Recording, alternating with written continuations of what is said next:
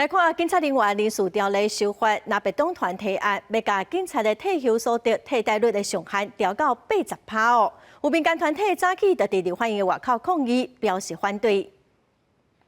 我们非常充分了解警察的辛苦，今天要调整警察的勤务津贴，我们都没意见，但是我们坚决反对不合理调高所得替代率高达80%，让我们退抚基金加速破产。另外，台湾的工程线秘书长孙友莲嘛批评讲，这款修法会造成国家的财务危机哦，嘛伤害世代正义。专员事部嘛烦恼讲，若照目前的提案来修法，对其他的公职人员并无公平。立法院民进党团是强调讲，若提悬退抚基金会提早开了。也毋过哦，那别党团是认为讲，修法是要来增加对警察的保障，今仔要拼伫立法院商讨。